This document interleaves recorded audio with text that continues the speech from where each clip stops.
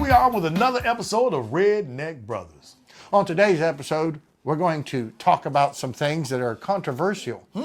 Protesting. Protesting? Would you call that controversial? Well, it depends on what protesting we're talking about. Hello. That's the whole point. Because to me, protesting is peaceful. And I'm sorry, I don't believe in blocking traffic. I know you're trying to get your point across, but all you're doing is making enemies. But remember, follow the rules of the word called protesters. You are pros testing the people. Now remember, when pros are testing the people, there are rules of engagement. That's right. Okay? Nobody should be trying to antagonize or intimidate anyone. Unfortunately, you're going to have people do that. And also, don't steal from stuff. Don't bash windows. Why do you have to graffiti everything? People listen more to a reasoned protest than a bunch of people screaming at them. That's a proven fact. That's right. And remember, everyone, watch these people too. The government is trying to fool everyone.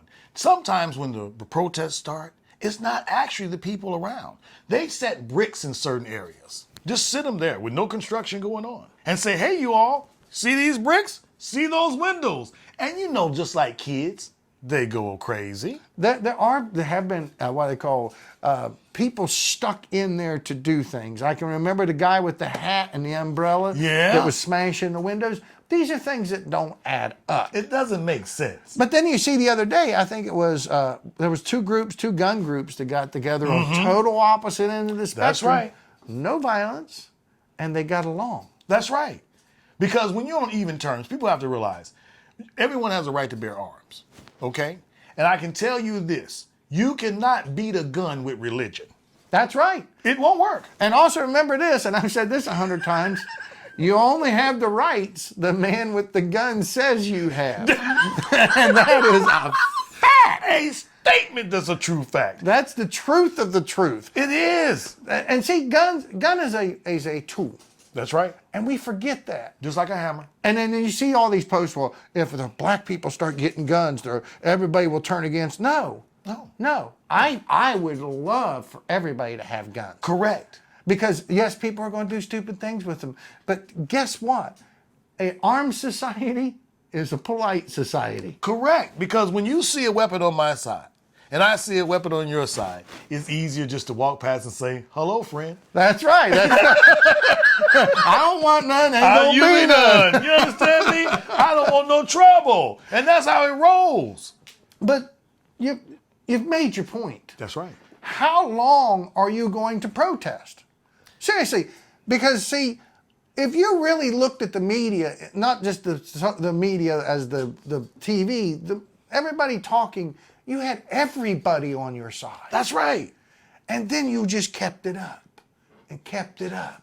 And you become like that annoying relative at Thanksgiving dinner that can't shut up after they've made their point until everybody throws them out of the dinner. Complaining to hear themselves talk. And people get tired of people just complaining to hear themselves talk. Remember, once you do all this marching and you do all this sign and picketing, what are the results?